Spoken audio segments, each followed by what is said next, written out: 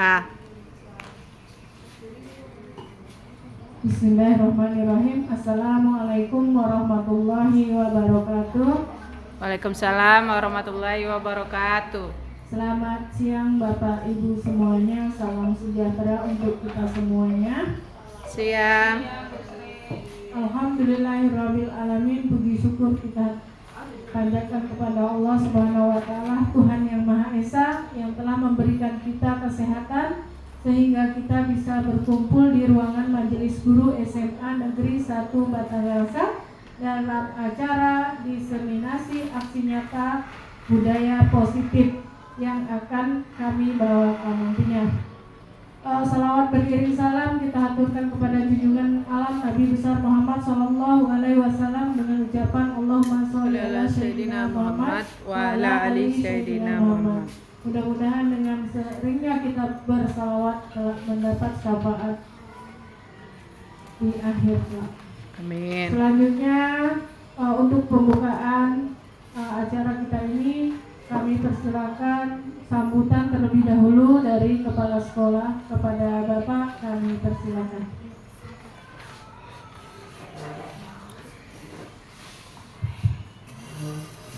Bismillahirrahmanirrahim.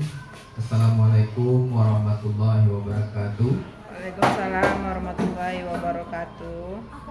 Selamat pagi. Pagi, Pak. Salam sejahtera untuk kita semua. Pada pagi yang cerah ini, mari kita selalu menyampaikan rasa syukur kepada Allah Subhanahu wa taala karena dengan izinnya maka pada hari ini kita bisa berkumpul melaksanakan kegiatan atau aktivitas yang sudah kita rencanakan. Kemudian selanjutnya selawat beriring salam pada junjungan alam Nabi besar Muhammad SAW. Baca Allahumma sholli ala Muhammad wa ala ali Muhammad. Yang saya hormati Bapak Ibu Wakil Kepala Sekolah, Bapak Ibu Majelis Guru yang hadir pada hari ini. Sudah memenuhi quorum nih, Bu Sri? Sudah ya? Yang saya hormati Bapak Ibu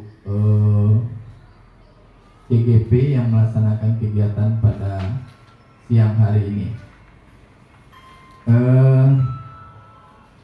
Sebagai komentar atau kata pengantar dari Bapak, ingin Bapak sampaikan bahwasanya diseminasi ini mungkin berupa penyampaian informasi kepada kita semua. Yang kita ketahui bahwasanya di SMA kita ini itu ada 2 calon guru penggerak yang kita berdoa bersama-sama. Mudah-mudahan Ibu yang berdua ini sampai ke akhir sehingga nanti menjadi guru penggerak sebagai perdana di SMA kita. Ada 2 orang sekaligus. Jadi mungkin pada kesempatan ini, pada kegiatan diseminasi ini, ya marilah kita ikuti bersama dengan baik, karena ini akan ada penyampaian, pemberitahuan informasi yang tentu sangat bermanfaat bagi kita semua sebagai tenaga kependidikan. Ya mungkin ada hal-hal yang perlu kita samakan persepsinya. Di sini mungkin ada aksi nyata budaya positif yang akan disampaikan. Mungkin sama-sama kita menyamakan persepsi. Ya apa itu budaya positif yang berupa ya aksi nyata yang bisa kita lakukan di sekolah kita, yang mana tujuan dan maksudnya itu tentulah mengarah kepada upaya kita ya dalam rangka perbaikan pembelajaran di SMA 1 Batanghari ini. Jadi bagi Bapak Ibu ini kesempatan yang baik mungkin. Nah, Bapak saya yakin dan percaya Bapak Ibu guru semua akan berusaha juga mengikuti jejak Ibu Sri dan Bu Fitri menjadi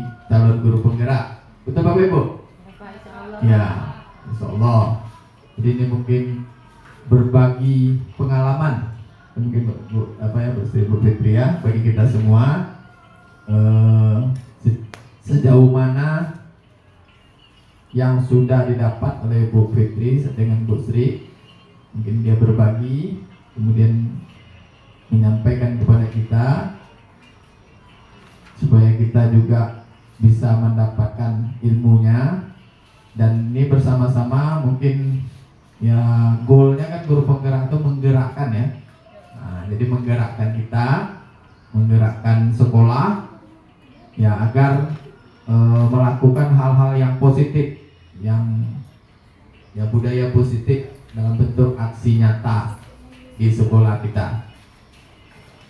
Jadi mungkin Bapak Ibu semua, nanti penyampaiannya kita simak baik-baik yang disampaikan mungkin oleh Bu Sri dan Ibu Fitri. Jadi itu untuk diseminasi yang ingin Bapak komentari atau Bapak sampaikan sebagai kata sambutan. Bapak selingi lah ya dengan informasi yang ingin Bapak sampaikan juga mengenai kegiatan PMM kita. Kemarin Bapak lembur melaksanakan tugas dan tanggung jawab Bapak sebagai penilai untuk satuan pendidikan di SMA kita. Jadi Bapak tengok di akun Bapak itu, Bapak diberi tugas menilai 29 orang guru yang masuk ke akun Bapak. Di langkah-langkahnya sudah sampai ke tahap akhir, itu refleksi tindak lanjut sudah Bapak nilai kemarin, dan sudah ada 8 sesuai dengan Bapak fotokan itu yang sudah 100%. Berarti sudah lengkap, mulai dari praktek kinerja, berlaku kerja, kemudian mengumpulkan pengembangan kompetensi. Tidak salah Bapak, ada 3 item itu. Sudah sampai ke tahap itu yang 8 orang.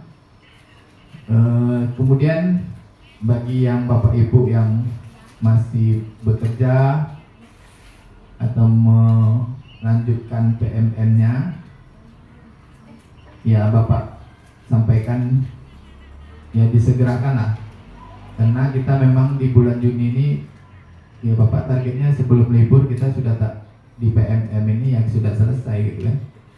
Kita itu libur tanggal ya kita nih rapor tanggal 21. Jadi itu terakhir kita, ya Bapak ingin sebelum tanggal 21 ya Bapak sampaikan kemarin tanggal 18. Kalau bisa semuanya sudah 100% seperti itu. Jadi ada 8 hari lagi. Jadi kalau ini sukses Bapak Ibu semua, itu juga sukses kepala sekolah dan sukses pengawas seperti yang disampaikan oleh pengawas, karena akunnya kerjanya saling berkaitan. Kalau Bapak tidak 100%, pengawas tak bisa juga 100% gitu kan. Nah, Bapak 100% ini mendorong yang 29 orang ini supaya 100% gitu kan. Kalau dokumen Bapak insya Allah sudah Bapak kumpulkan yang diminta itu dokumen peningkatan kompetensi sama RHK sudah Bapak lanjutkan. Ya tinggal yang Bapak mengelola yang Bapak Ibu yang 29 orang ini.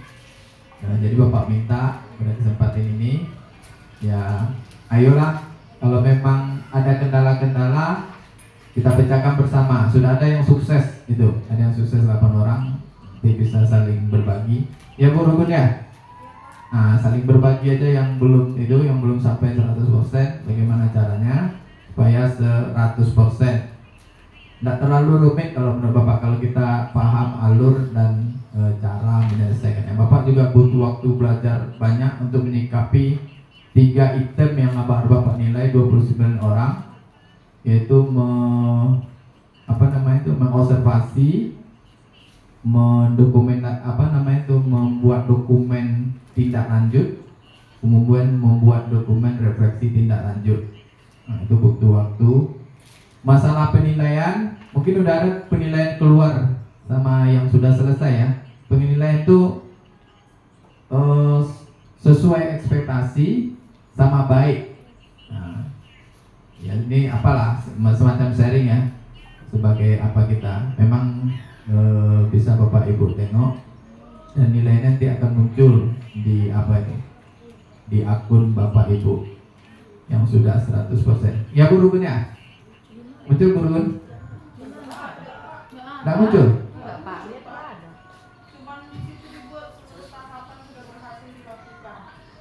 Nggak, sebelum itu mungkin apa tuh, dia di atas itu kalau praktek kinerja sesuai ekspektasi, nggak ada di situ, nggak muncul ya.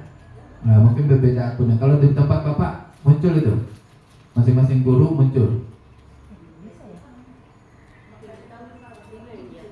nggak muncul ya. Nah, nanti kalau dicetak ini apanya mungkin bisa terlihat. Mungkin ini udah ditunggu nih sama Bu Sri sama Bu Fitri. Kita jam 11:30. Berapa lama nih Bu Sri? Lama? 1 jam setengah. Nah, sekitar itu ya. Jadi enggak lama. Jadi kita sabar mendengarkan diseminasi yang disampaikan oleh Bu Fitri sama Bu Sri. Kita simak baik-baik. Dan penyampaian Bapak tadi, mungkin ada yang tidak hadir di sini, Pak Aldi, Pak Rio yang harus Bapak nilai juga. Kalau tidak Bapak telepon aja nanti gitu kan. Siapa lagi? Iya, Pak Asep. Udah pulang. Oh, Pak apa izin tadi? Pak Waka Kesiswaan. Ya, Pak Purian. Memang tidak ada ya tadi? Apa memang itu? Ada kabar dengan Bapak ada yang ngirim. Tidak sama ini Pak Asep sama tidak ada. Pak Rio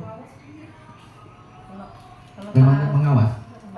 Kalau Pak Aldi, dia apa Pak? Dibilangnya tukaran saya hari ini dengan besok. Wow, ada diceng ya? Iya. Oh, dia. Cek. Oke. Jadi undangan Bu Sri, Bapak tengah malam baca undangan karena ada yang mengomentari supaya semangat kan. Bapak masukkan sama Bapak itu supaya lain ikut gitu kan. Tapi sampai malam tak ada yang ikut, pagi baru banyak yang ikut apa ya? Pak Rugun, Bu Rugun nomor 2 kayaknya. Bu Rugun jam 5 dia ngirim Pak. Dari mana nampak langsung ya? Nah. Enggak, di tempat kami jam 5 dia. Atau jam 5. Iya. Ya, itu sebagai apa? Resume ya. Rasanya itu penyampaian dari Bapak. Lebih dan kurang Bapak mohon maaf. Bapak sudahi dengan wabillahi taufiq wal hidayah. Wassalamualaikum warahmatullahi wabarakatuh.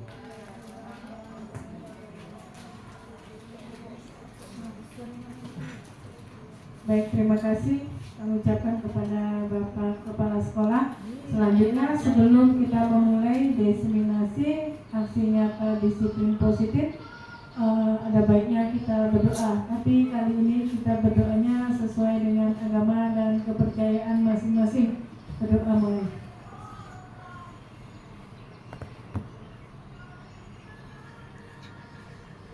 Doa selesai.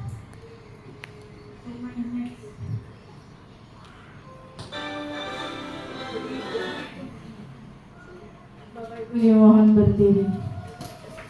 Itu tadi mau mimpin Pak. Bu Nur maju, Nur. Di depan aja di sini.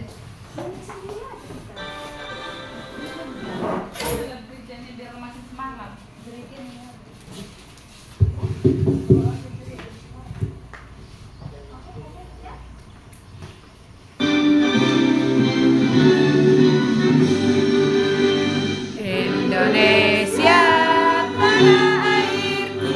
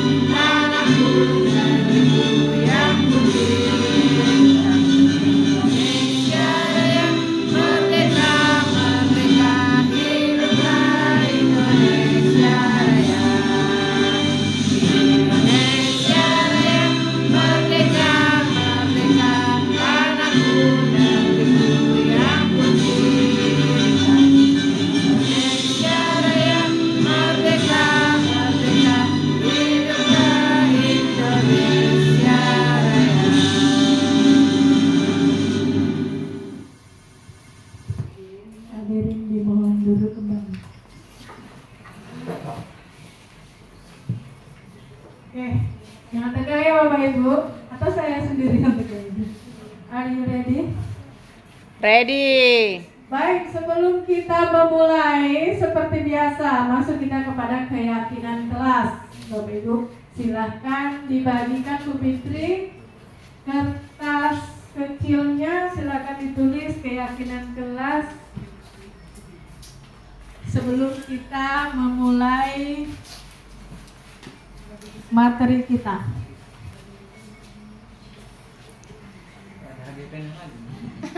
Iya, gak ada penanya lagi. Gak ada pena, mentang-mentang dikasih makan siang, pena gak ada.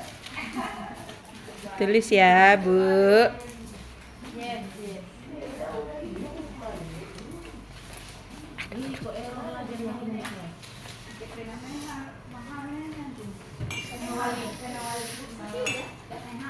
Silakan ditulis Bapak Ibu, waktunya 2 menit. Keyakinan kelas. Keyakinan kelas kita ya, kita kan mau belajar nih. Jadi Ibu maunya seperti apa ya? Kesepakatan juga boleh. Makan dulu. Juga boleh. Makan Kalau dulu. kita pakai dengan keyakinan berarti nanti akan mendarah daging dan sehingga kita tetap yakin dan akan melakukannya dengan hati yang ringan Bapak Ibu. Silakan ditulis Bu. Ya Bu Mas mau apa?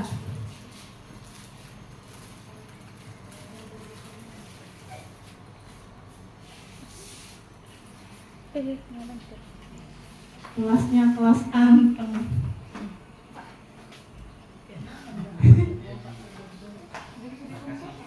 Silakan ditempel yang sudah itu di karton ini seperti biasa. Agak di zoom dulu punya bapak berdua ini.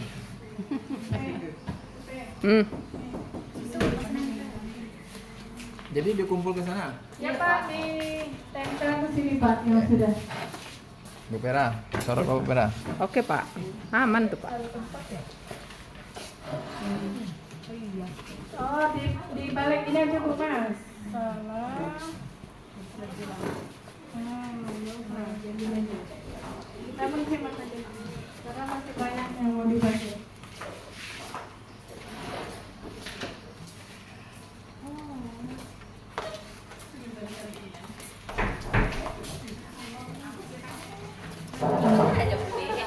Sampai kepala. Budi kok juga? Takut. Balik pula.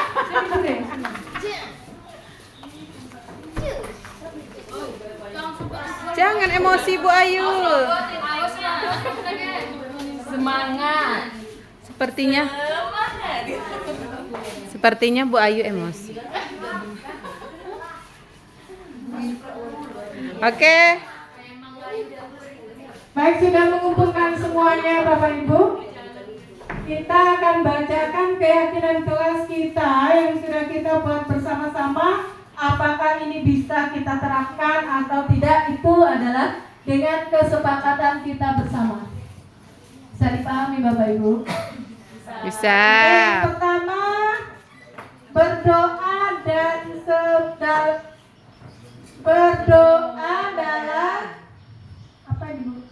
Sebelum mulai pembelajaran, kemudian hadir tepat waktu. Ditulis Bu Fitri. Hadir tepat waktu, berdoa.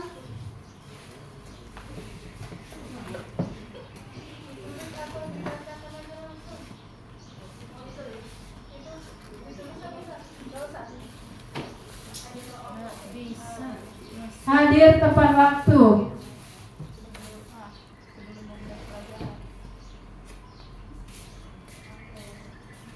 Oke. Kemudian motivasi dalam diri untuk belajar, berdoa dan mengucapkan salam.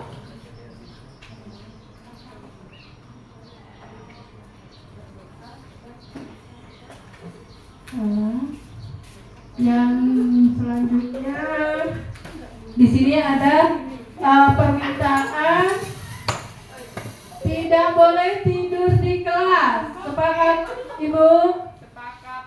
Tidak boleh tidur di kelas.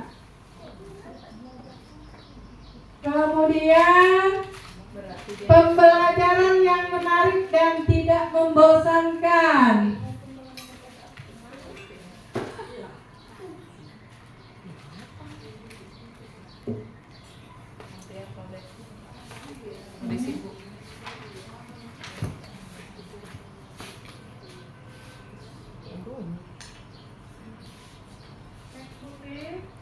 Next.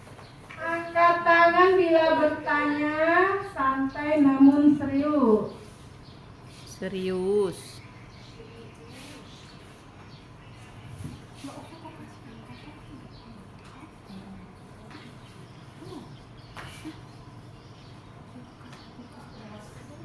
Oke.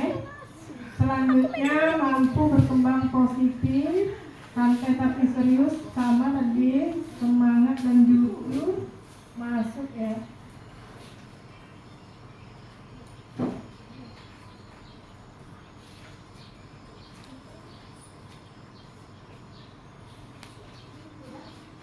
Udah?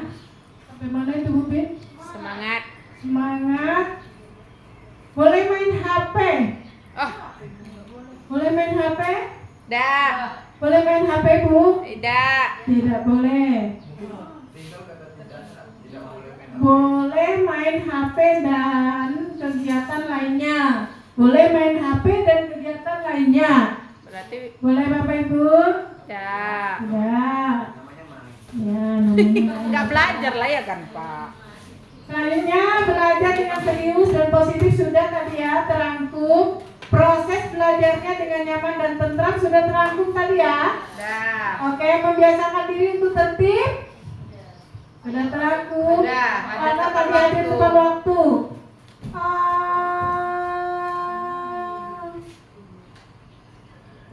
Harus di absen. Harus di absen. Kerapian dan belajar. Kelas harus bersih. Bagus. Setuju? Di absen dulu. Kelasnya harus rapi dan bersih. Terakhir, belajarnya harus menyenangkan. Oke, sudah terangkum tadi Bapak Ibu. Baik, kita review, kita lihat keyakinan kelas yang sudah kita buat. Yang pertama adalah hadir tepat waktu dan tertib. Setuju? Berdoa dan mengucapkan salam. Ya. Tidak tidur di kelas. Pembelajaran menarik dan tidak membosankan. Angkat tangan bila bertanya. Yang keenam, santai namun serius. Ketujuh, semangat. Kedelapan, kehadiran, kerapian, dan kebersihan. Bisa kita sepakati Bapak Ibu? Ya? Rapi. Ya, pakaiannya rapi. Seragam gitulah, rapi. Nah, itu untuk kelas berikutnya ya. Kemudian kesepakatan kelas inilah, balik lagi Bu Pin. Kesepakatan kelas inilah yang harus ada di setiap kita hendak melakukan proses belajar mengajar. Karena dengan kesepakatan kelas itu kita dapat mengkondisikan kelas kita supaya kelas kita itu menjadi kondusif. Paling tidak kayak kita ini kan tahu nih, kita hadir tepat waktu, berdoa dulu, tidak boleh tidur dan sebagainya. Itu adalah harus ada. Jadi setiap kelas, setiap memulai kelas yang awalnya adalah harus ada kesepakatan kelas. Oke Bapak Ibu. Next Bupit. Nah ini dia yang ingin kami bagi kepada Bapak Ibu semuanya, yang sebenarnya bukan menggurui juga. Ini sudah kita ketahui secara luas, sudah tahu dengan membaca juga sudah tahu. Ki Hajar Dewantara ini filosofi pendidikan yang dicanangkan atau sudah dicetuskan oleh Ki Hajar Dewantara. Yang pertama atau A, pendidikan ialah segala sesuatu yang menuntun kodrat anak.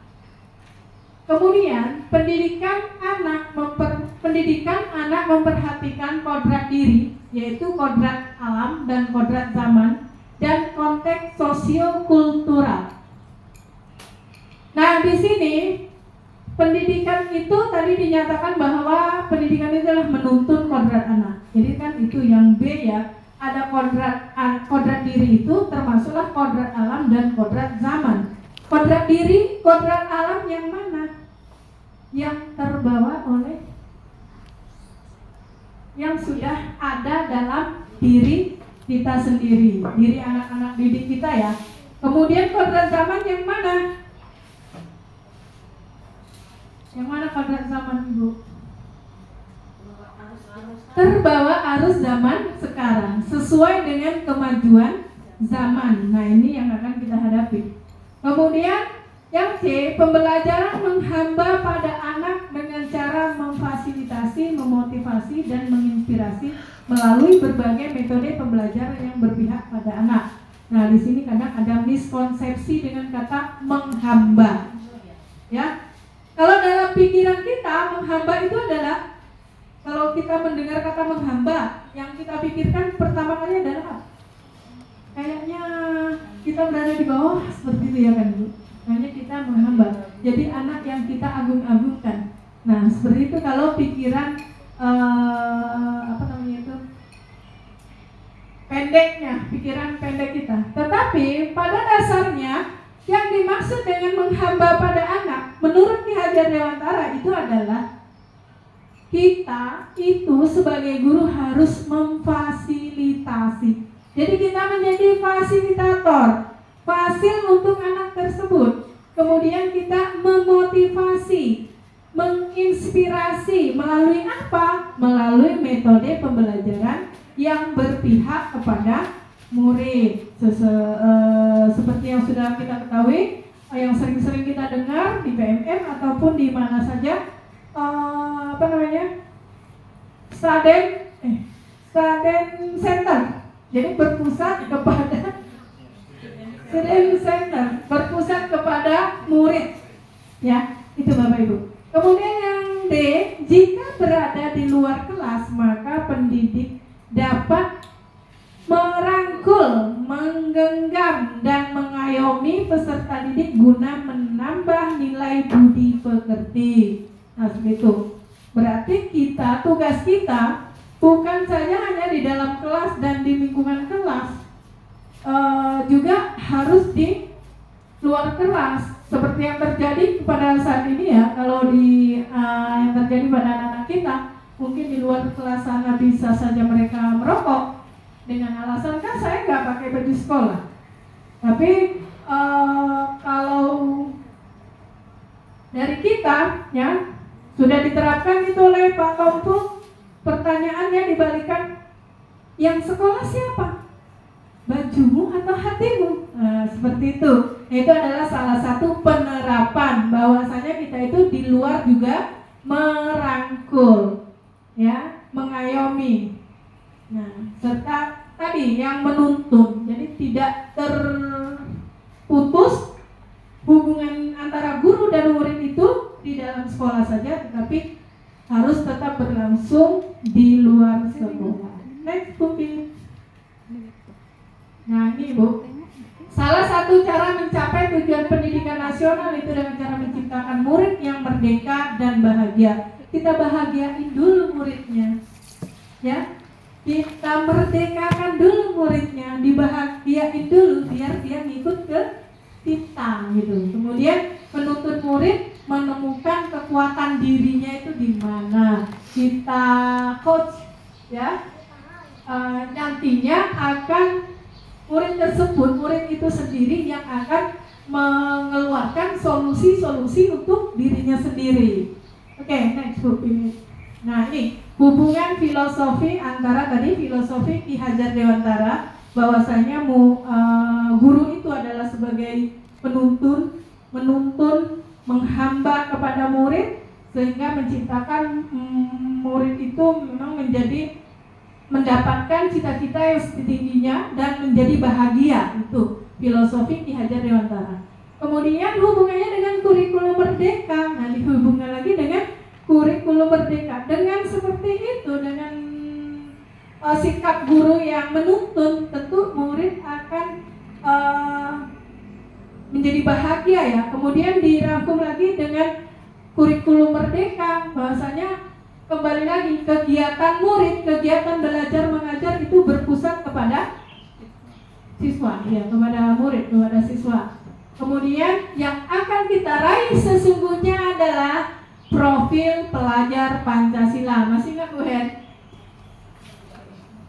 Kayaknya lagi. Profil pelajar Pancasila yang akan kita capai, yaitu mandiri,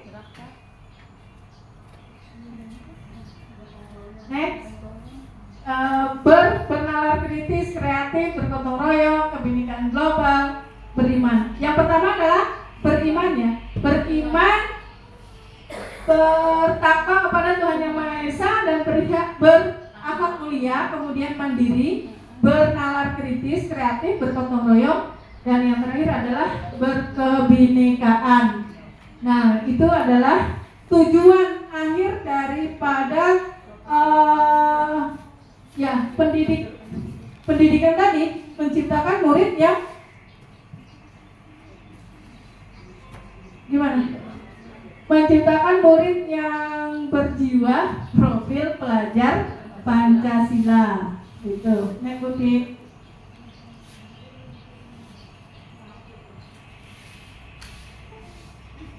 Nah, mata saya agak nggak nampak. Kita ambil contoh perbandingan dengan hidup tumbuh-tumbuhan. Seorang petani dalam hakikatnya sama halnya dengan guru yang menanam padi, memberi pupuk, air, membasmi ulat-ulat dan sebagainya sehingga tanaman itu tumbuh subur dan menghasilkan hasil yang baik. Menurut Ki Hajar Dewantara, guru sama dengan petani, bisa dikategorikan sama dengan petani, yaitu petani menanam benih, ya, sedangkan kita mengambil padi. Tertib buruk itu namanya Bu. Kita memberikan ilmu kepada murid. Nah gini, kasar-kasarnya saja, kita nanamnya jagung, ya. Kita nanamnya jagung, sementara di tetangga sebelah nanam padi. Kok dilihat tuh padi tetangga sebelah kok bagus banget, ya udahlah jagungku harus hasilnya seperti padi, jagungku hasilnya hasil padi. Kira-kira bisa nggak Bapak Ibu? Nggak. Bisa.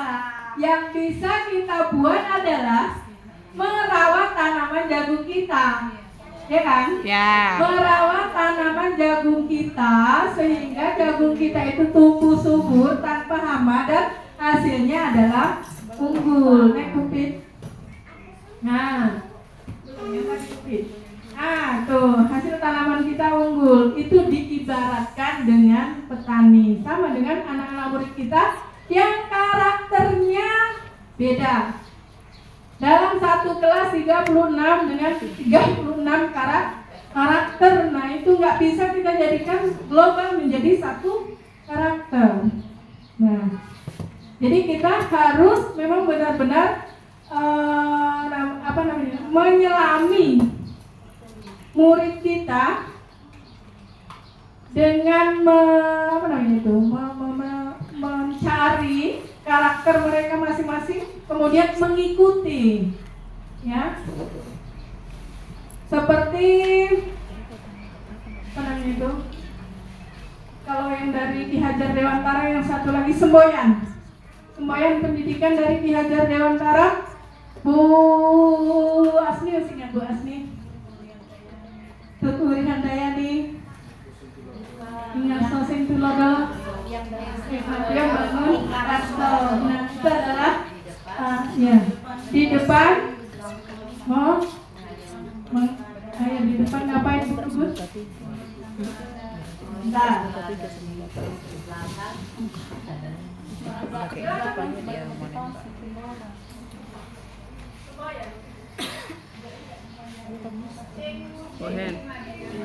Yang pertama Ibu Nadia Karso, kemudian Nah, masukkan password HP. Bayar 100.000 sekolahnya. Hotspot Yuri Handayani. Kalau di depan memberikan teladan, kalau di tengah memberikan motivasi atau membangkitkan semangat, dan di belakang memberikan dorongan. Baik, terima kasih Guru Gun. Karena orang Batak jadinya suntolodonnya nggak nyambung. Bagus. Sontoloyo semuanya, baik.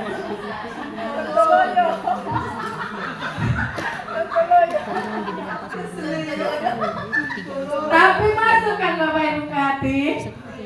Pada intinya, padi dirawat menjadi padi dan hasilnya unggul. Jagung juga dirawat dan hasilnya akan unggul. Begitu juga murid kita.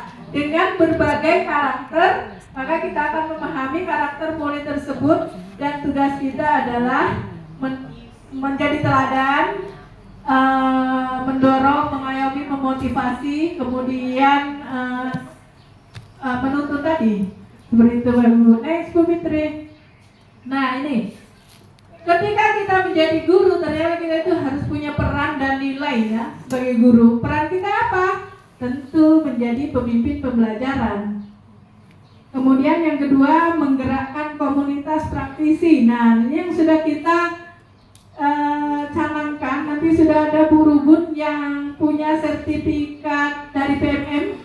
Nah itu nanti sudah kami runding-runding, sudah kami coret-coret, akan segera membuat komunitas belajar yang masuk ke PMM sehingga nantinya tidak mempersulit Bapak Ibu untuk mendapatkan sertifikat PMM. Mudah-mudahan berjalan lancar ya Pak.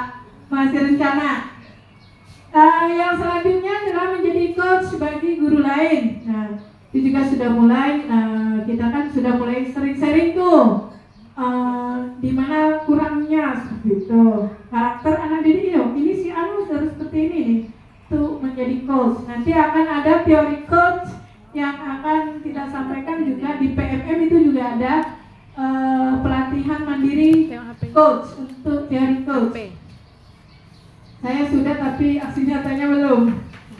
Kemudian menjalin kolaborasi antar guru. Nah ini yang sangat tidak boleh ditinggalkan. Menjalin kolaborasi antar guru. Karena tidak ada kolaborasi maka tidak akan terjadi cita-cita kita, mimpi kita akan kabur jadinya Bapak Ibu kalau nggak ada kolaborasi, karena nggak bisa berdiri sendiri.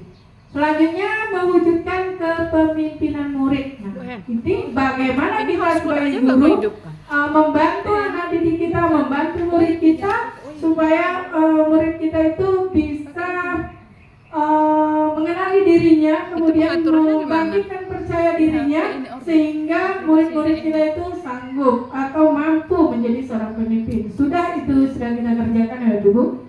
Contohnya ada ketua kelas, pemimpin barisan pada upacara, kemudian ketua OSIS. Nah seperti itu. Nah itu yang akan kita kembangkan lagi. Kemudian sebagai guru nilai kita apa? Kita sebagai guru tentu harus punya itu tuh, kemandirian. Sangat dituntut ya Bapak Ibu untuk kemandirian, dan ini juga sudah bisa kita kerjakan. Mandiri yang seperti apa? Tentu menyiapkan pembelajaran. Nah, itu kan pasti kita sendiri. Kemudian yang ini yang paling penting, refleksi. Ya, reflektif pada diri kita itu harus ada. Ketika kita sudah masuk kelas dengan berbagai metode pembelajaran yang kita sajikan, nah itu kita bukan langsung wow aku sudah pakai metode ini berarti sudah bagus.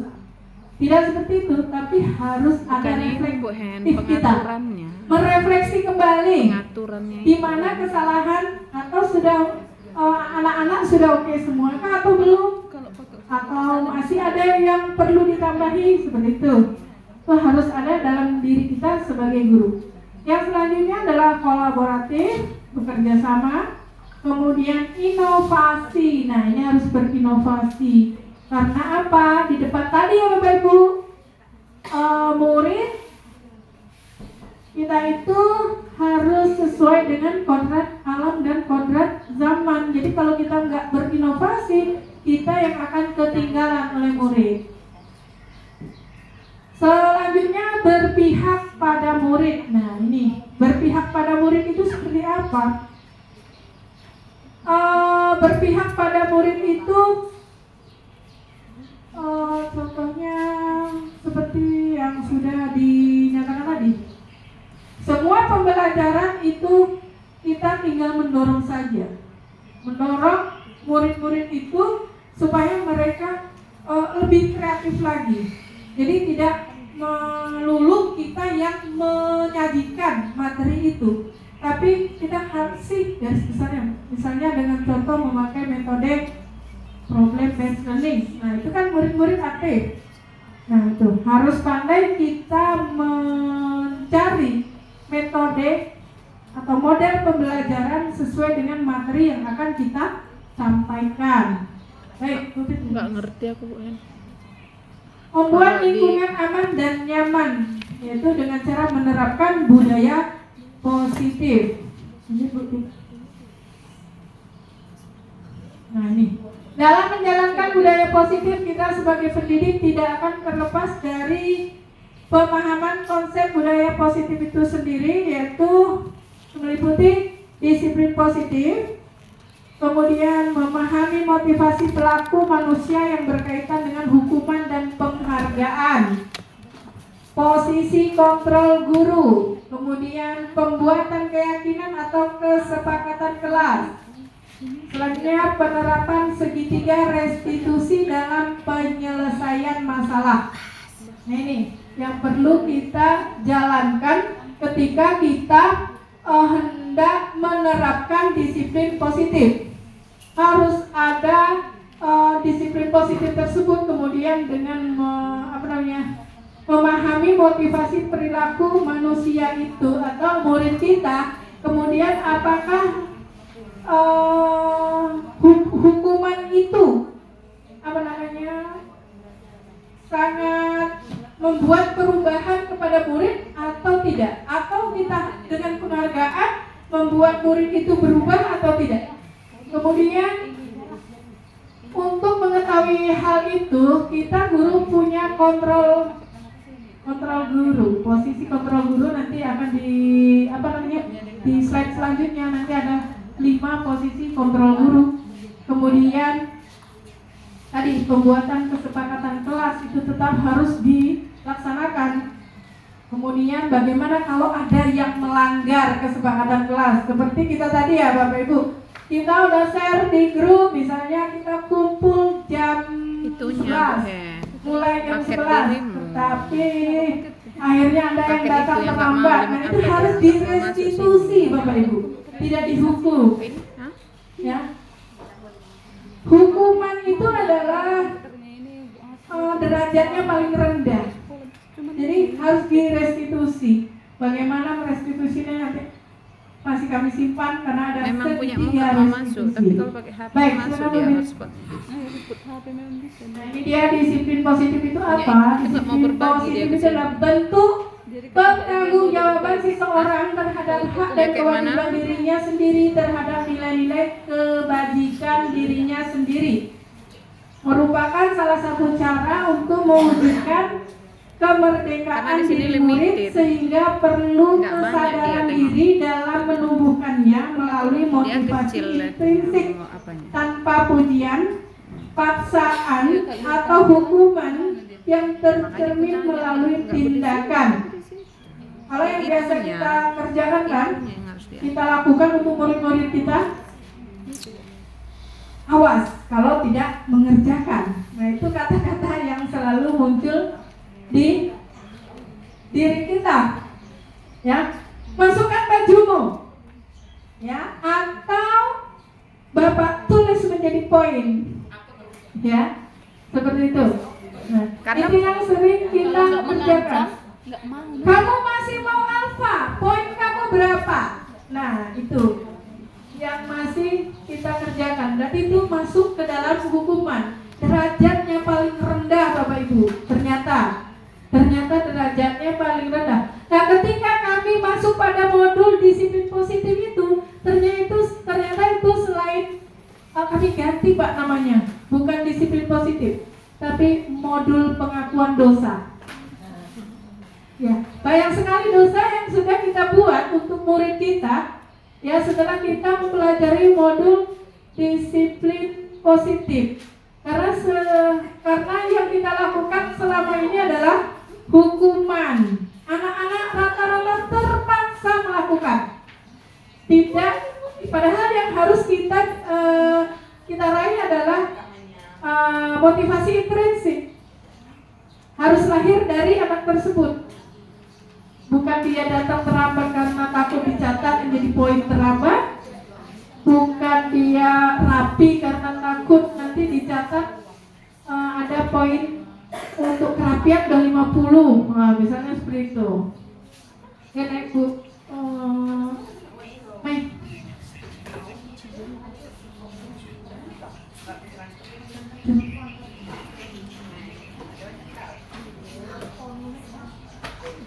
Motivasi perilaku manusia. Nah, ini ternyata manusianya motivasi untuk melakukan sesuatu tindakan itu ternyata punya motivasi. Ya, ingin beli mobil, kan ada tindakan kita ya kan. Nah, motivasi perilaku positif itu menghindari ketidaknyamanan atau hukuman. Ada saja kita menghindari.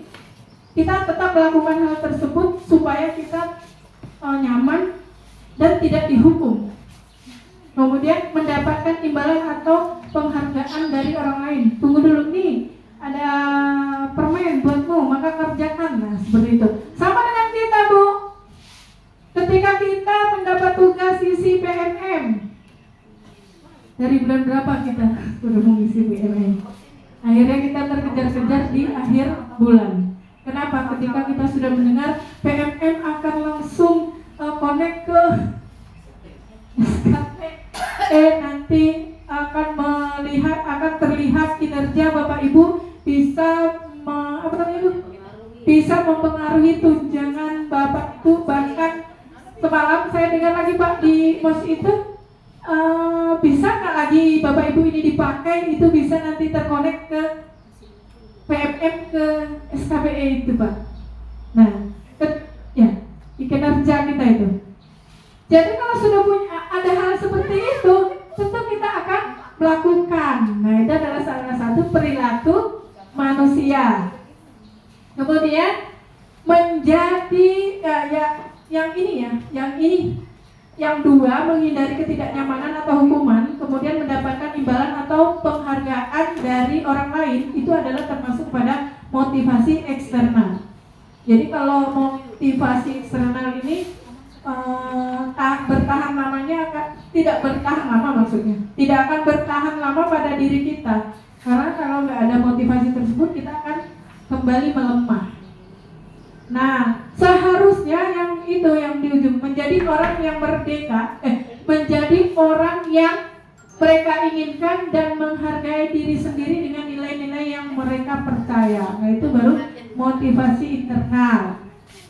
Jika ada tugas, langsung kita kerjakan. Tidak tunggu dulu ketika kita akan dapat hukuman, tidak menunggu dulu kita akan mendapat penghargaan. Kita sudah mengerjakan. Nah, itu yang akan kita bangun adalah motivasi internal. Ya Bapak Ibu, nenek putih. Nah, sebagai pendidik harus meninggalkan motivasi 1 dan 2. Membiasakan penanaman motivasi yang nomor 3 supaya mendarah daging tadi. Ya, jika sudah ada di hati maka akan senang melakukannya. Kemudian tujuan dari disiplin positif itu sendiri adalah menanamkan motivasi nomor 3 itu pada murid yang akan berdampak jangka panjang tanpa pengaruh penghargaan ataupun hukuman, Bapak Ibu. Nah, untuk mewujudkan ini tentunya tidak semudah membalikan telapak tangan. Perlu adanya kolaborasi di semua stakeholder ya, stakeholder yang ada di sekolah. Misalnya saya dengan Bu Fitri kan sudah belajar tuh modul pengakuan dosa. Nah, kami terapkan kepada si A. Cuma berdua, yang lainnya tidak. Kira-kira jauh dari keberhasilan. Nah, itu jadi perlu kolaborasi yang erat kuat antara stakeholder yang ada di sekolah. Itu Ibu. Ini bukti. Nah, ini 5 kebutuhan dasar manusia. Manusia itu punya 5 kebutuhan dasar menurut William Glasser. Apa saja? Nah, kebutuhan dasar itu yang membuat kita melakukan sesuatu. Misalnya saya lapar, nah tentu saya akan mencari nasi. Ya, kalau tidak dapat nasi, mungkin saya akan masak dulu. Nggak ada beras, mungkin saya akan beli. Kalau nggak ada uang, mungkin saya akan hutang. Nah, seperti itu adalah salah satu contoh dari memenuhi kebutuhan dasar manusia. Apa saja kebutuhan dasar manusia? Yang pertama yang diwarna apa itu, Bu? Yang itu Krem. bertahan hidup. Apa saja Bahasa kebutuhan? Inggrisnya tahu saya ini, survival. Nah, bertahan hidup. Semua orang akan melakukan ini, berjuang untuk melakukan apapun supaya dia bertahan hidup. Nah, kemudian yang kedua, nih penguasaan, power. Nah, aku harus punya kekuasaan nih. Kalau enggak aku dipijak-pijak orang nih. Nah, seperti itu. Contoh kasarnya. Nah, ya. Kemudian ada kesenangan. Kesenangan kalau setiap hari ditekan oleh pekerjaan. Tuh. Jadi murid juga seperti itu. Dia akan mencari kesenangan. Kalau di dalam kelas apa contohnya? Bumeng.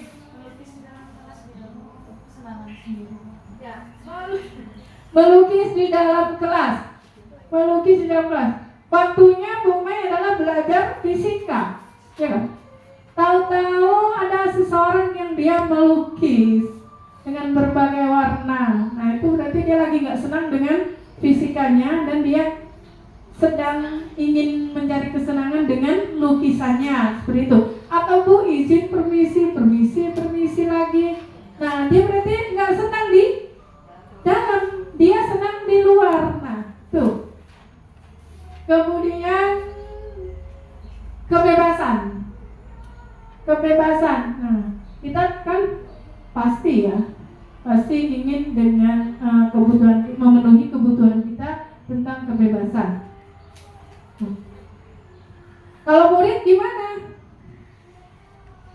Contohkan lagi Bu Mai, kebebasan yang diinginkan oleh murid. Bajunya nggak dimasukkan, Bu. Bajunya nggak dimasukkan, berarti melanggar kerapian itu. Dia ingin bebas atau tidak mengerjakan PR. Seharusnya nggak PR sih, tugas ya. Tidak mengerjakan tugas-tugas. Nah, itu salah satu dari kebutuhan murid itu, dia lagi pingin bebas gitu. Itu manusia banget. Manusia sekali. Kemudian terakhir adalah merasa diterima, love and belonging. Nah, ini saya ingat nih bahasa Inggrisnya kalau ada love nih.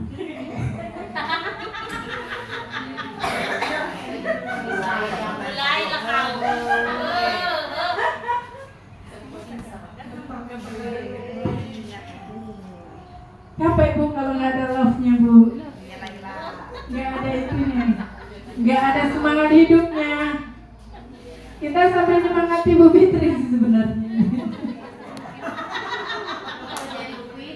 Masa saya 3, Bu Fitri belum 1.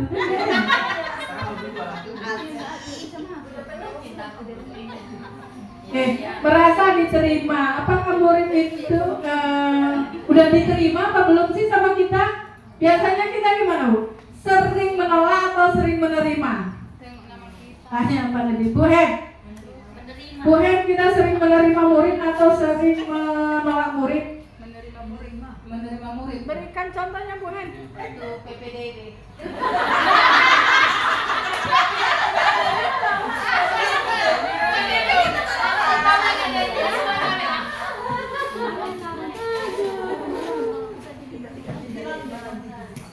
Maksudnya gini Bu, kalau dikatakan menerima murid itu artinya menerima saran ataupun pendapat dari siswa itu pada saat belajar. Terima kasih. Ya, boleh. Ada saran dari murid kita terima. Kemudian yang paling penting lagi ketika murid itu berkarya. Ketika murid itu berkarya sebenarnya kan sesuai ekspektasi kita. Nah, tapi itu janganlah langsung apa nih Korea nih? Campakan aja lah. Nah, seperti itu ya. Nah, misalnya ada juga keterlambatan mengantar tugas. Nah, itu kan apanya itu kayak gitu ya Bu? Mengantar tugas kita jadwalkan itu hari ini Pak, hari Senin misalnya pas mata pelajaran kita. Tahu-tahu ada aja yang lupa. Ada aja yang lupa. Bahkan kemarin di kelas saya waktu Bapak observasi, satu orang pun nggak bawa. Nah, ya itu gimana kita menghadapinya? Ya nggak boleh juga kita langsung marah-marah. Harus kita restitusi. Kenapa lupa? Ya. Ya akan ada 1000 alasan karena mereka merasa apa? Pingin kita itu menerima mereka. Mereka punya rasa love and belonging. Ya. Nah, sudah terbiasa seminggu yang lalu. Nah gitu. Jadi nggak boleh apalagi berteriak-teriak. Hari pertama, bukan hari pertama deh. PI1 itu saya kena mental Bapak Ibu. Malamnya Ibu PP sudah mengkonfirmasi, Bu Sri besok upacara. Iya Bu, seperti itu kan. Saya numpang upacara ya Bu, saya udah lama nggak upacara karena beliau kan pengawas. Ya, saya udah lama nggak upacara. Baik Bu, jam sekian mulai upacara. Akhirnya beliau datangnya lebih cepat. Anak-anak belum selesai baris. Tahu-tahu kesiswaan bariskannya nadanya tinggi semuanya. Saya kenal langsung, Bu Sri itu siapa? Kesiswaan Bu. Wah itu tugas Bu Sri itu. Aduh. Nah seperti itu. Jadi walaupun memang tadi kodrat alam itu memang ya kita itu berbicara sesuai dengan karakter kita, benar Bu? Dengan karakter kita. Dengan karakter kita. Tetapi walaupun karakter kita keras, bisa saja itu tidak ditambahi lagi dengan tanda seru seperti itu. Supaya apa? Murid kita itu merasa diterima. Nanti akan ada timbul tadi Bu, timbul motivasi intrinsik yang sudah kita pelajari di slide sebelumnya. Ya, kalau dia itu merasa diterima lama-lama, tapi ya nggak bisa tadi kayak kita kembalikan telapak tangan begitu. Kan Ibu Sri? Nah ini masuk kita kepada posisi kontrol seorang guru. Adalah posisi di mana guru harus berada dalam atau memperlakukan murid ketika murid berbuat kesalahan atau melanggar keyakinan sekolah atau keyakinan kelas. Posisi yang pertama adalah posisi penghukum. Yang kedua adalah pembuat rasa bersalah. Yang ketiga adalah posisi kita menjadi teman untuk siswa tersebut. Kemudian kita sebagai seorang guru berposisi sebagai pemantau. Kemudian yang kelima adalah posisi manajer. Nah dari derajatnya ini yang paling rendah itu ternyata derajat nomor 1 sebagai penghukum. Kita seorang guru itu harus mempunyai posisi kontrol bukan pemantau, manajer. Kita harus belajar menjadi guru yang punya posisi kontrol terhadap murid yang bersalah. Itu adalah sebagai seorang manajer. Kalau kita sebagai manajer, itu murid akan mencari solusi untuk dirinya sendiri untuk merubah kesalahannya, kemudian itu yang akan menimbulkan tadi motivasi intrinsik pada diri sendiri. Oke, lebih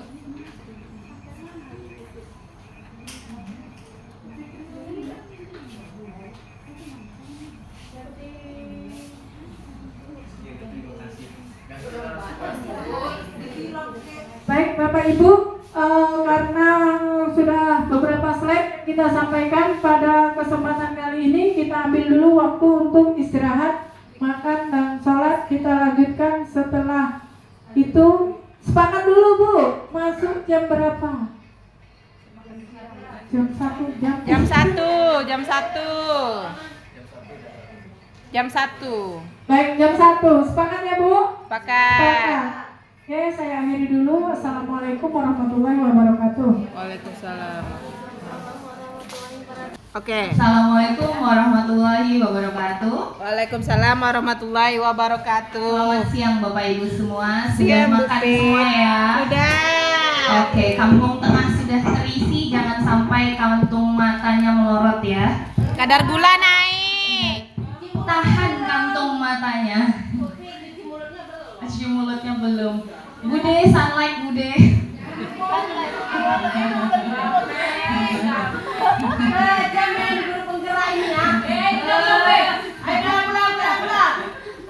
Oke, kita lanjutkan ya Bapak Ibu. Mundur sedikit. Nah, ini masih ada kaitan. Tadi kita sampai sini bahwa posisi guru itu ada 5. Ada penghukum, pembuat rasa bersalah, kemudian teman, pemantau, dan manajer. Ya, memang inilah kenyataan yang terjadi di lapangan. Kalau tadi disampaikan sudah bahwa penghukum ini yang paling rendah dan yang paling tinggi adalah yang manajer. Yang mana sih yang penghukum? Yang mana sih yang pembuat rasa bersalah? Next Bu Sri. Nah, ini dia. Introspeksi diri masing-masing ya Bapak Ibu ya. Apakah saya yang mana ini kira-kira? Kalau yang penghukum, gurunya menghardik, menunjuk-nunjuk, menyakiti, menyindir. Iya.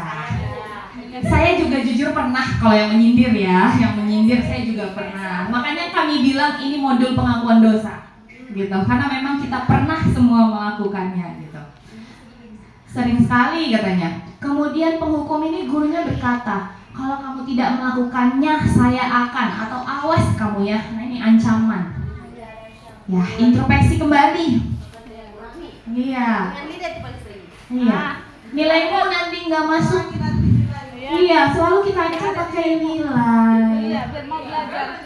Iya. Kalau nggak ngelakuin ini tinggal kelas katanya. Nah, hasilnya apa yang terjadi di anak? Udah ada contohnya kan? Contoh nyatanya anaknya ini memberontak. Bahkan sengaja mencari kesalahan biar dipanggil. Ada. Anak kita yang seperti itu ada. Memberontak, pendendam. Mungkin tidak terlihat, tapi pasti ada anak kita yang seperti itu. Sampai ada guru yang dibawain parang ditungguin, ada. Bannya dibocorin guru kita, ada. Ini Sudah terjadi. Nah, iya. Jadi hasil kita juga ternyata Bapak Ibu gitu loh. Hasil yang kata kita menuntun ternyata kita jadi menghukum gitu. Kemudian menyalahkan orang lain. Banyak anak kita yang seperti ini kan. Si A Bu, si B Bu, ini banyak. Kemudian pada akhirnya murid akan berkata, saya tidak peduli.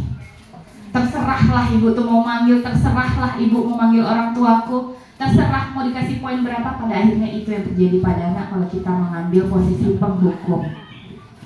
Kita naik tingkat ke pembuat orang merasa bersalah. Mungkin ada juga kita yang seperti ini, berceramah panjang lebar dari A sampai Z.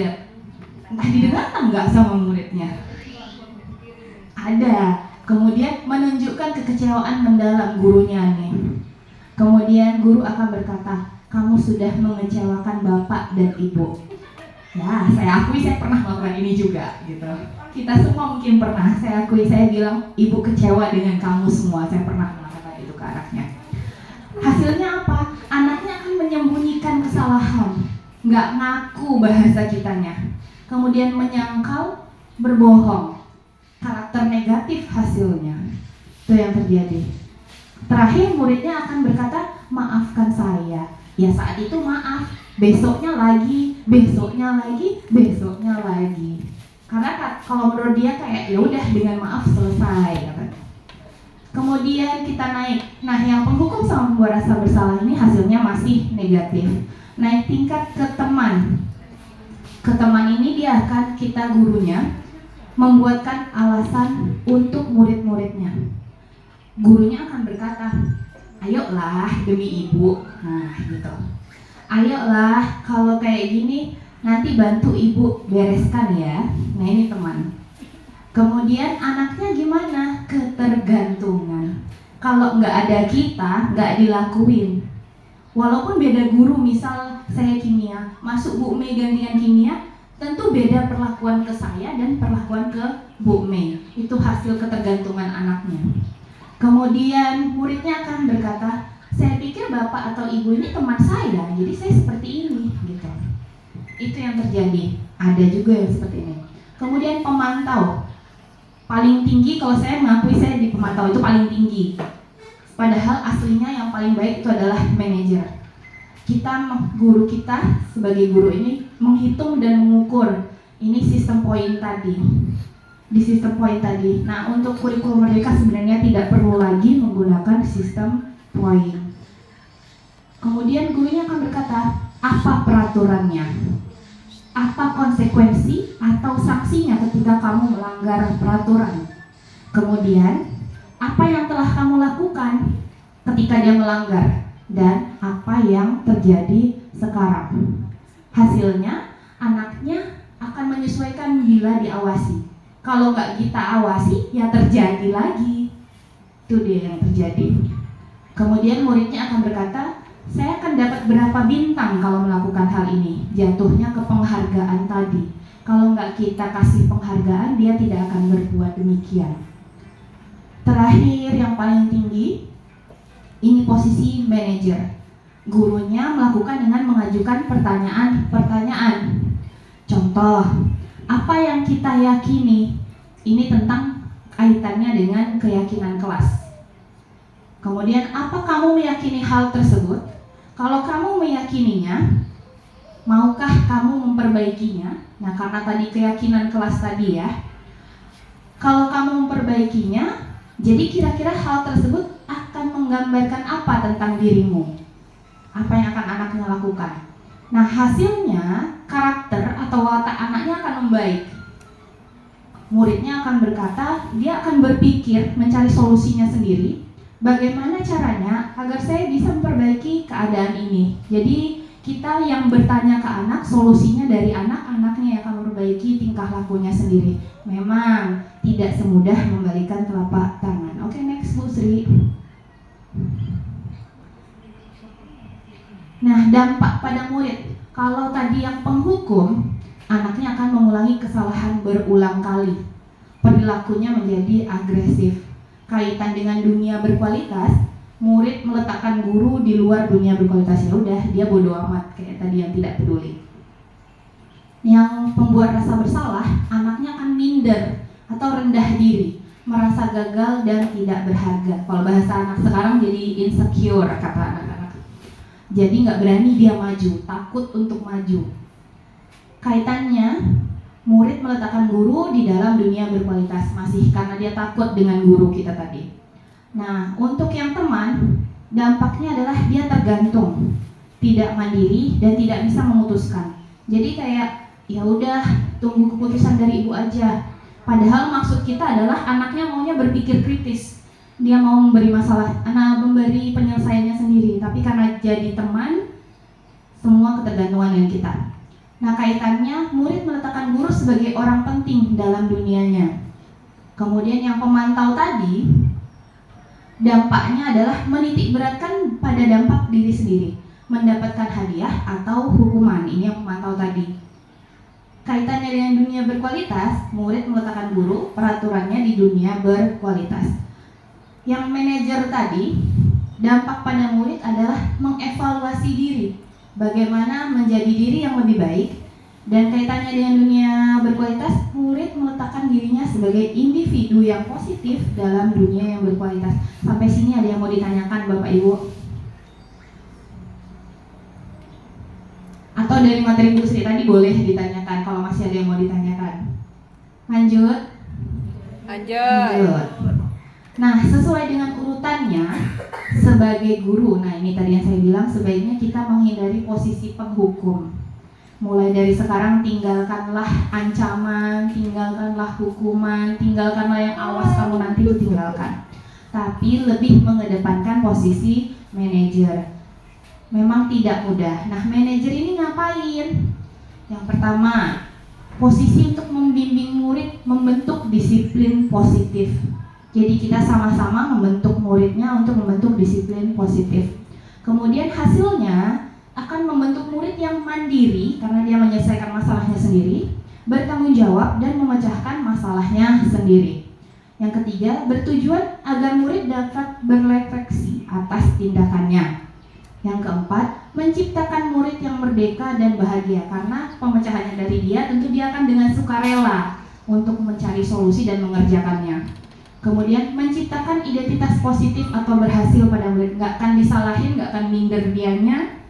Kemudian yang terakhir, menambah pengalaman baru bagi murid. Lanjut Bu Sri. Mau ice breaking dulu Bapak Ibu? Udah mulai ngantuk? Atau lanjut dulu karena belum masih fokus ya.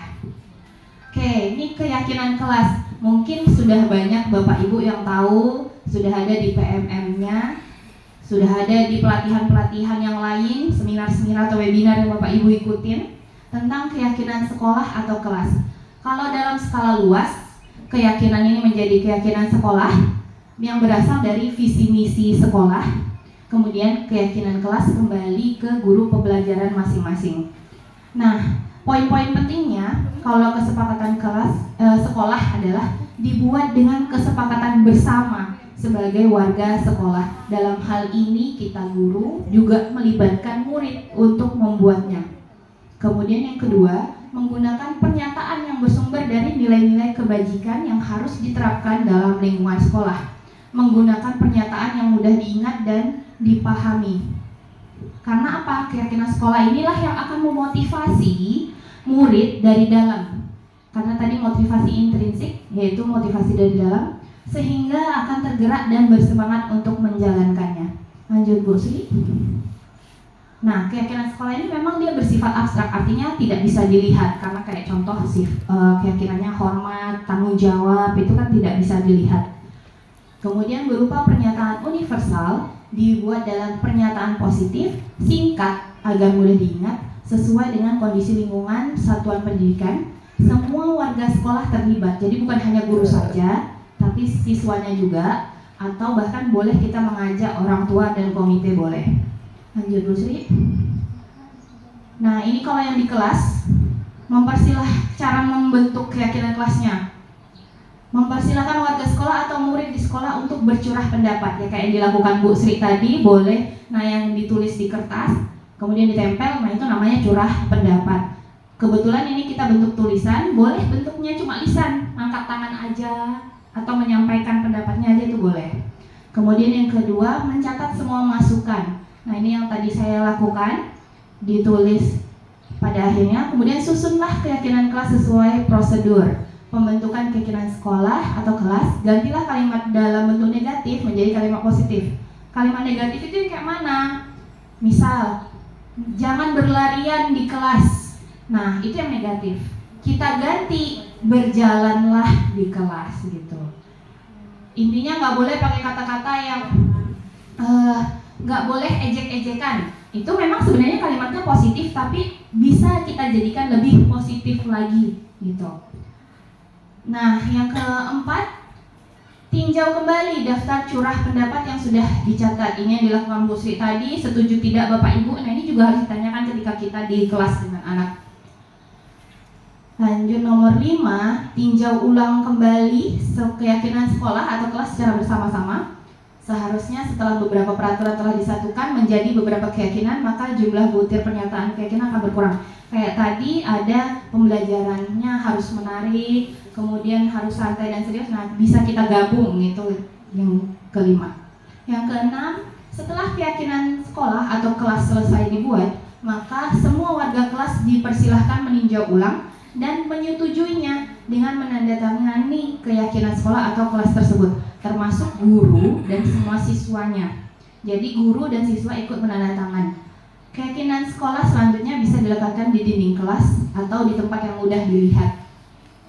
Yang ini juga sudah saya lakukan di kelas 11 IPA 2. Kalau yang masuk ada nampak warna-warni atau yang seperti kita lakukan di sana. Lanjut Bu Sri.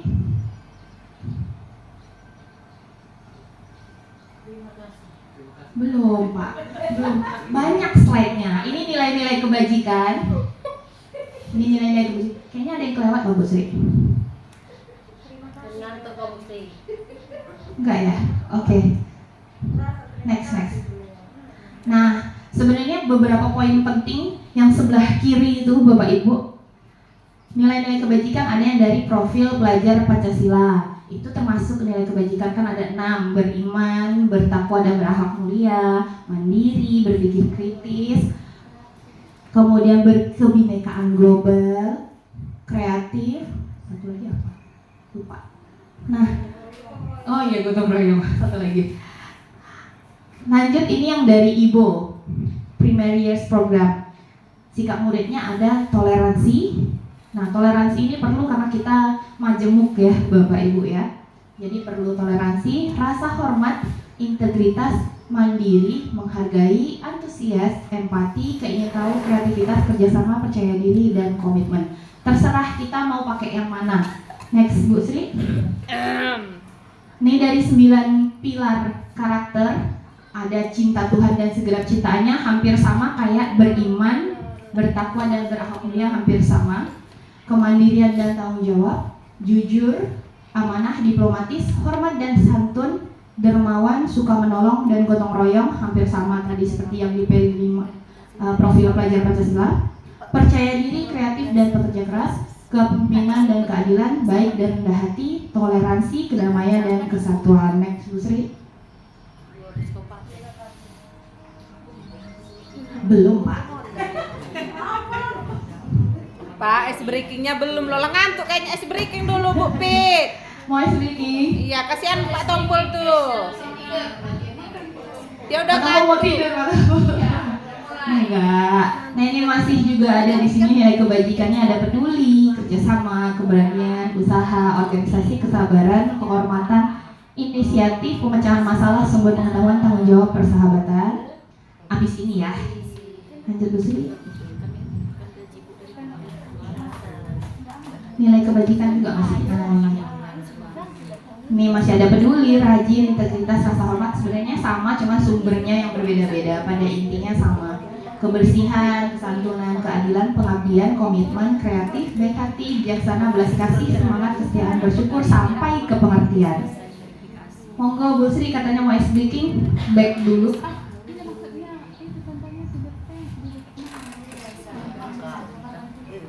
Silakan berdiri Bapak Ibu.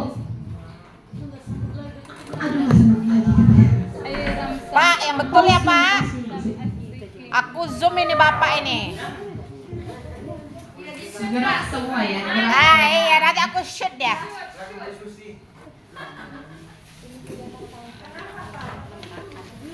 Ready? Siap ya Bapak Ibu ya? Sudah di posisi masing-masing. Ayo olahraga katanya.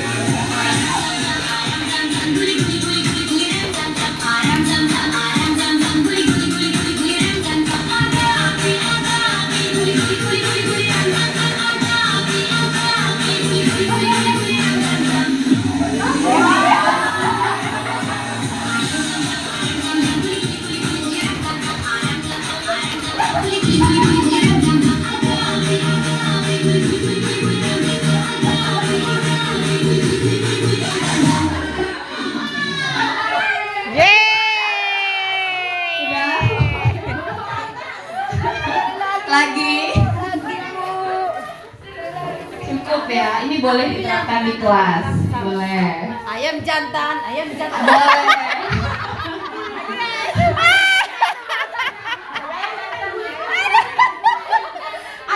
Bu, memang senang yang ada ayamnya, yang ayam berkokok itu ada juga. Cuman nanti lah ya. Oh, nggak menantang katanya.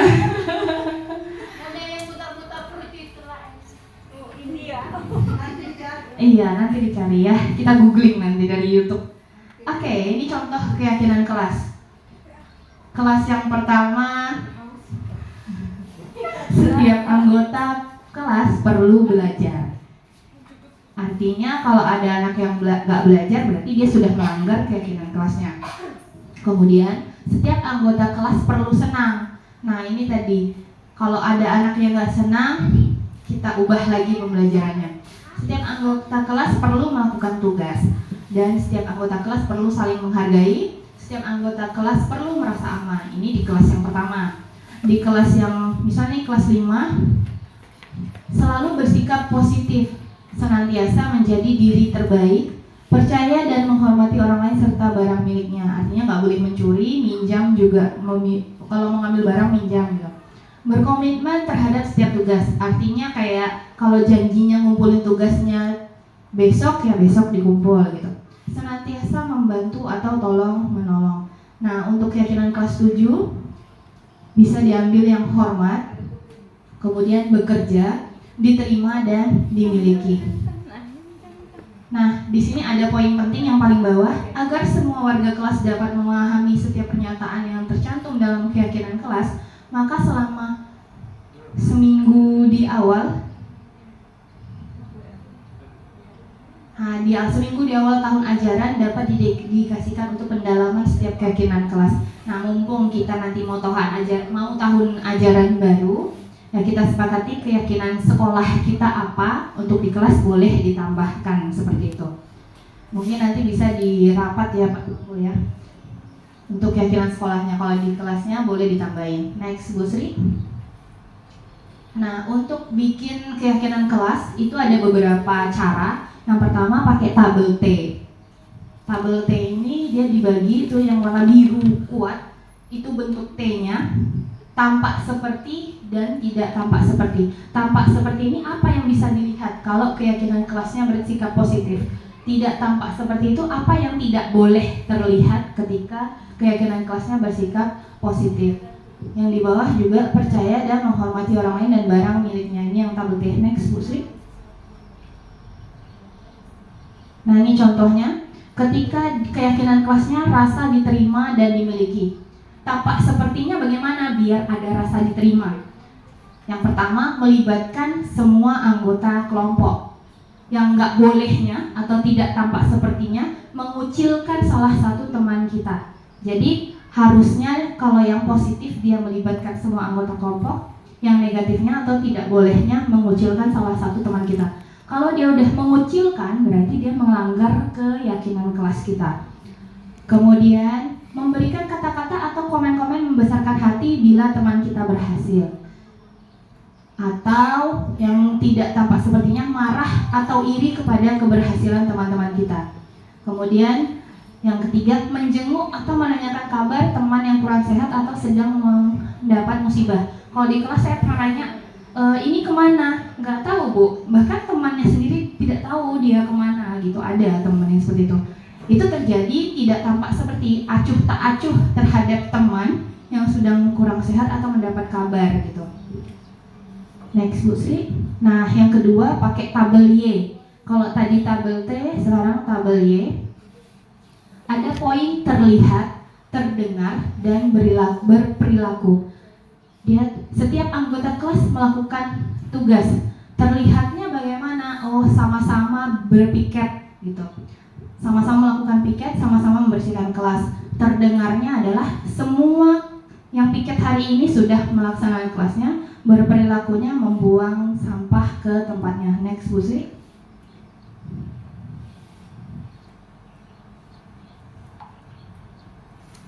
Ini pakai tabel.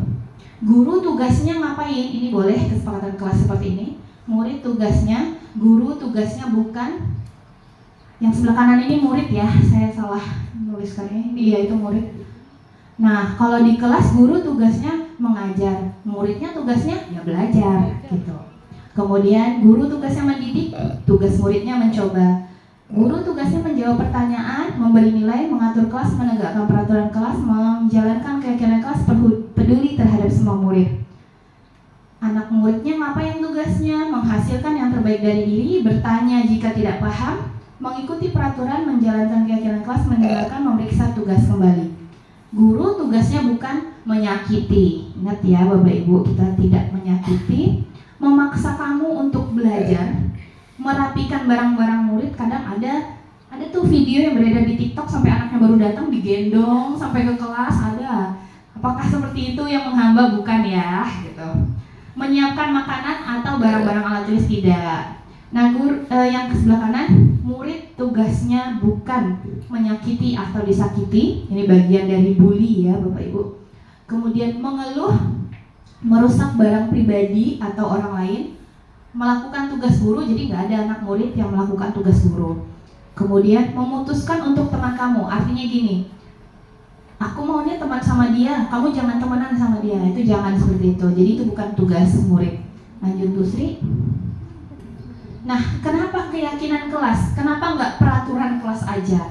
Ada bedanya antara keyakinan dan peraturan. Kalau keyakinan itu, ini poin penting yang saya ambil, itu nilai-nilai dari kesepakatan bersama. Tapi kalau peraturan sepertinya dia harus dipaksa, seperti itu. Nih, seseorang akan lebih tergerak dan bersemangat untuk menjalankan keyakinannya daripada hanya sekedar mengikuti serangkai peraturan tertulis tanpa makna. Jadi kalau keyakinan berasal dari diri dia sendiri, itu bedanya antara keyakinan. Nah ini, segitiga restitusi. Kalau anaknya ngelanggar keyakinan kelas gimana? Ini dia. Kalau kita ada kalanya murid melanggar atau lupa, sehingga timbul permasalahan. Sebagai pendidik yang berperan ini sebagai posisi manajer untuk mengatasi ditimbulkan murid dengan menggunakan segitiga restitusi. Apa itu? Ada yang tahu nggak Bapak Ibu? Lupa. Bentuknya segitiga. Terus isinya apa? Oke, kita kasih bocorannya Bu Sri. Nah, ini dia. Segitiga restitusi yang pertama yang paling bawah, menstabilkan identitas. Jadi identitas anak yang sudah berbuat salah tadi kita stabilkan dulu. Baru yang kedua, validasi tindakan yang salah. Kemudian yang ketiga, menanyakan keyakinan. Nah, tujuannya apa? Biar tumbuh motivasi dari dalam dirinya, kesadaran dirinya dalam membangun disiplin murid, terutama mandiri dan tanggung jawab. Next, Bu Sri. Nah, menstabilkan identitas itu ngapain? Kalau anak itu kita bilang salah itu wajar, gitu ya. Kemudian kita bilang juga manusia itu nggak ada yang sempurna. Kita bisa memperbaiki masalah ini. Saya tidak menanyakan kesalahannya, tapi fokus memperbaiki kesalahan. Apakah saat ini kamu tengah menjadi orang yang baik untuk dirimu sendiri? Tapi nada nanyanya atau nada berkatanya jangan galak-galak ya Bapak Ibu. Nadanya tuh datar. Membuat kesalahan hal yang wajar, udah tanpa ekspresi gitu aja. Bukan ekspresi marah, bukan ekspresi mendayu-dayu gitu, bukan. Lanjut Bu Sri. Validasi tindakan yang salah. Nih, kan tadi ada kebutuhan manusia. Dia tuh salahnya karena kebutuhannya tidak terpenuhi, itu bagian yang mana gitu. Berdasarkan prinsip setiap perilaku berupaya memenuhi suatu kebutuhan tertentu. Ini yang tadi 5 kebutuhan manusia tadi. Guru akan bergeser dari pemikiran stimulus respon menjadi proaktif, mengenali dan mengakui kebutuhan murid ini dapat memperbaiki hubungan dengan murid. Pernyataan atau pertanyaan disampaikan dengan nada suara tidak menghakimi atau memojokkan. Jadi kita tidak menghakimi. Ajukan pernyataan, kamu bisa saja bertindak lebih gegabah lagi dari ini. Kamu bukan melakukannya tanpa suatu alasan tertentu. Kamu melakukannya karena mempertahankan sesuatu yang penting bagi kamu. Mungkin kamu bisa mempelajari suatu perilaku baru yang lebih efektif. Bersediakah kamu mempelajarinya? Next, Bu Sri. Sisi ketiga, menanyakan keyakinan. Tadi kan kita punya teori kontrol, harus motivasinya dari dalam, kemudian perilakunya udah divalidasi dan identitas anaknya udah stabil, muridnya udah siap mengaitkan keyakinannya dengan tindakan yang salah. Ajukan pertanyaan sebagai keluarga atau kelas, apa yang kita yakini. Jadi balik lagi ke keyakinan kelasnya. Nilai-nilai apa yang telah kita sepakati, nilai-nilai kebajikan tadi. Seperti apa gambaran sebuah kelas yang ideal bagi kamu? Kamu ingin menjadi orang yang seperti apa? Jadi anaknya sendiri yang memberi solusi. Next, Bu Sri. Nih, hal-hal yang perlu diperhatikan dalam segitiga restitusi. Yang pertama, setiap perilaku yang salah perlu dikaitkan dengan nilai-nilai atau keyakinan-keyakinan yang telah disepakati. Jadi balik lagi, keyakinan kelasnya apa, yang mana yang sudah dilanggarnya gitu. Yang kedua, kesediaan orang yang melakukan kesalahan untuk memperbaiki masalah. Harus ada sadar diri. Penyakit kita kayaknya di nomor 2, anak tidak bersedia untuk memperbaiki masalah kebanyakan mungkin ya. Kemudian yang ketiga, pemecahan masalah sebisa mungkin relevan atau memiliki hubungan dengan masalah yang ada. Perlu adanya suatu usaha perbaikan dari pihak yang berbuat salah. Jadi anaknya yang membuat salah, anaknya juga yang memberi ini.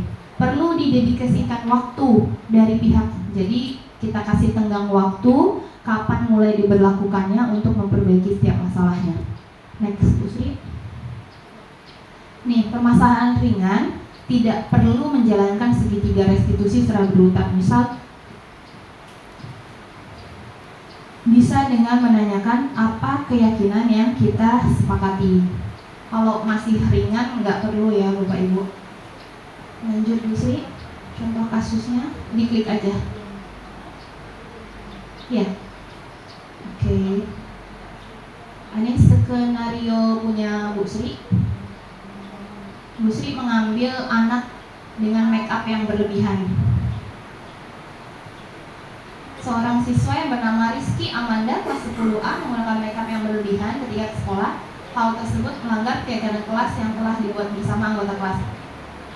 Gurunya menanyakan, Amanda, kamu tahu kenapa ibu panggil ke kantor? Kata siswanya, tahu Bu, saya menggunakan make up terlalu berlebihan.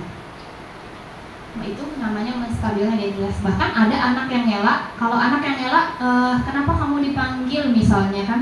Kamu piket atau tidak? Piket Bu, saya tadi, padahal kita lihat dia tidak piket. Apakah kamu yakin kamu tidak piket gitu, misalnya kita tanyakan. Oke, menstabilkan identitasnya. Baik, Manda masih ingat kesepakatan kelas yang kita buat? Masih Bu, tidak boleh menggunakan makeup berlebihan. Lalu bagaimana penampilan Manda hari ini? Manda salah Bu, Manda memakai makeup yang berlebihan. Yang kedua, validasi tindakan yang salah. Baik, memang kita sebagai perempuan ingin selalu terlihat cantik. Itu hal yang wajar nih. Namun harus kita sesuaikan dengan tempatnya. Menurut Manda, apa yang akan terjadi jika Manda berpenampilan seperti ini? Manda akan diejek teman katanya. Selain diejek teman, apalagi yang akan ditimbulkan dari penampilan Manda sekarang? Seperti yang saya lihat di media sosial, Manda bisa dilecehkan Bu. Oke. Terakhir, menanyakan keyakinan. Wah, Manda punya wawasan yang luas ya. Kemudian apa yang akan Manda lakukan agar Manda tidak diejek teman dan tidak mendapat perlakuan pelecehan? Manda akan merubah penampilan Manda Bu, tidak akan melakukan lagi. Sekarang akan menghapus make up Manda. Baik, terima kasih karena Manda telah menyadari dan tidak akan mengulangi kembali. Terima kasih, silakan kembali ke kelas. Jadi itu bentuk pertanyaan-pertanyaan dimulai dari menstabilkan identitas, validasi kesalahan dan menanyakan keyakinan. Kasus 2 ini yang sering terjadi di sekolah kita, terlambat masuk kelas.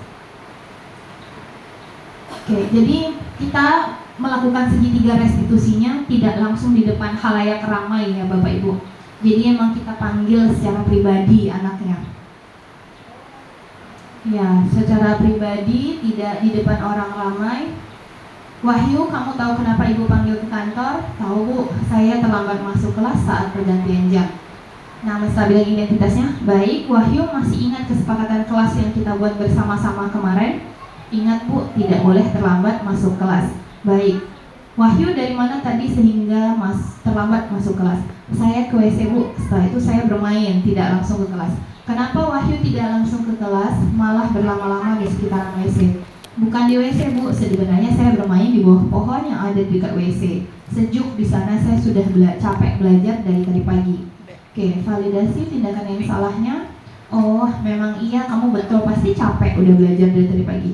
Pasti gerah, mata juga ngantuk, ibu juga merasakan demikian. Karena kita belajar dari pukul 7.30 sampai 16.00. Apalagi jam ibu berada di akhir mata pelajaran ya, pasti terasa membosankan.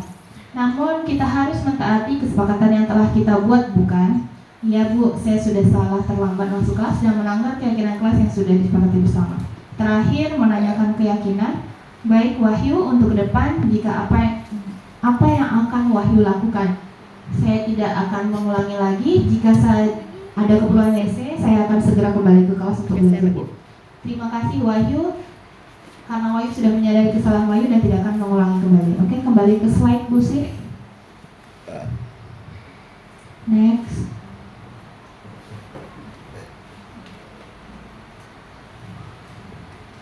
Nampak nggak Bapak Ibu? Nah, kesimpulannya, budaya positif itu bisa timbul dari pembiasaan disiplin positif. Disiplin positif, tanggung jawab diri terhadap nilai-nilai kebajikan. Penerapan nilai-nilai kebajikan tidak terlepas dari teori kontrol dan teori motivasi berdasarkan kebutuhan dasar manusia yang akan menghasilkan keyakinan kelas. Dalam penerapan budaya positif, posisi guru terbagi menjadi 5, yaitu penghukum sebagai posisi terendah dan manajer sebagai posisi kontrol terbaik. Jika dalam pelaksanaan budaya positif terjadi pelanggaran oleh murid, maka untuk penyelesaiannya tidak menggunakan hukuman dan penghargaan, namun menggunakan segitiga restitusi dengan posisi kontrol guru sebagai manajer agar menghasilkan murid yang mandiri, bertanggung jawab, merdeka, dan bahagia. Sekian, terima kasih.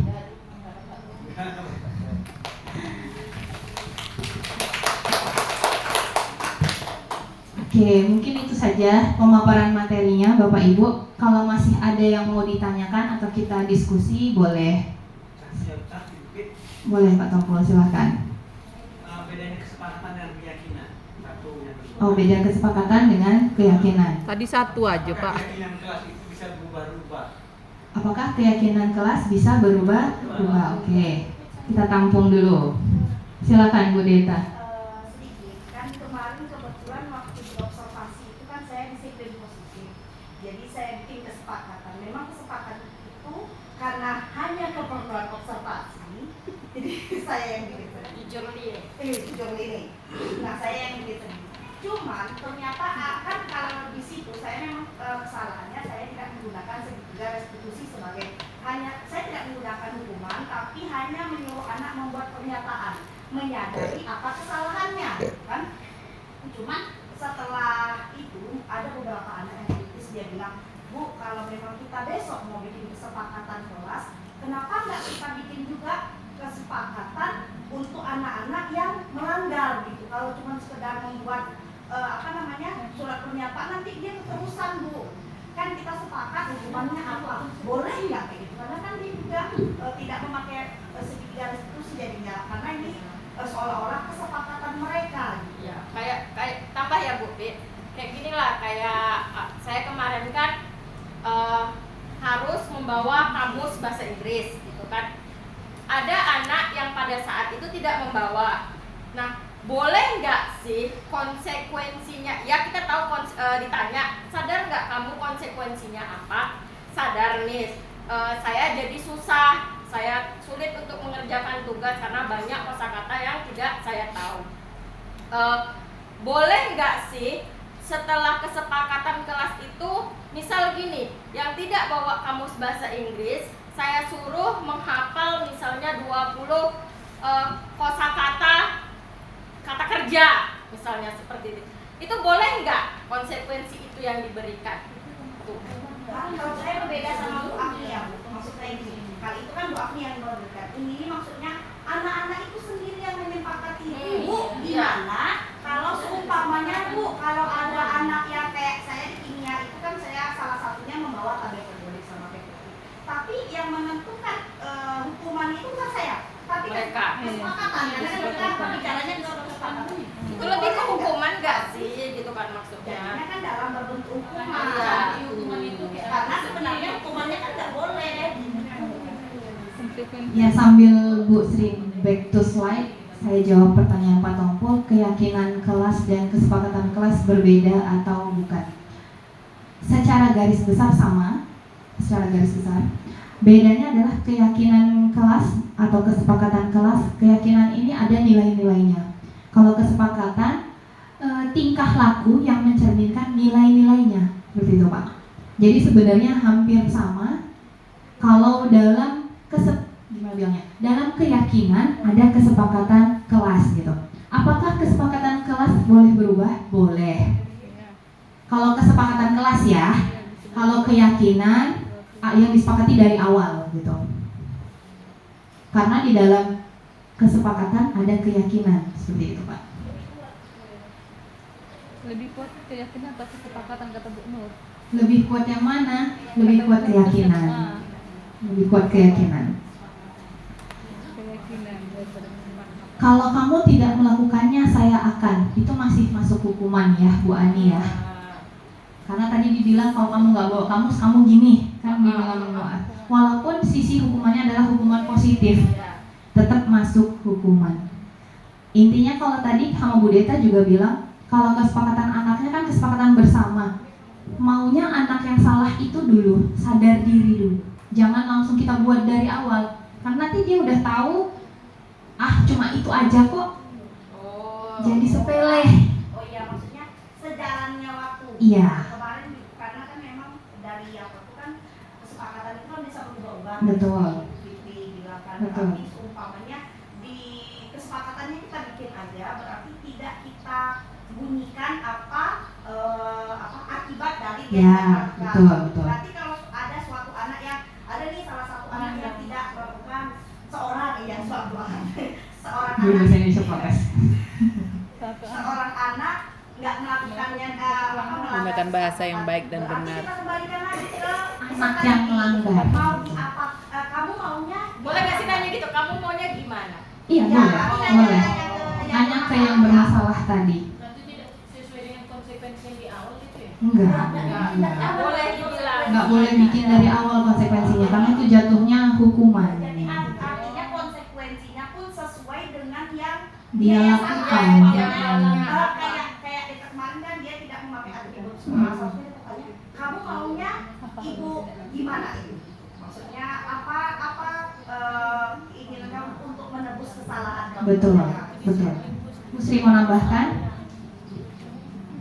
Direkam Bu Mei. Jangan lupa direkam.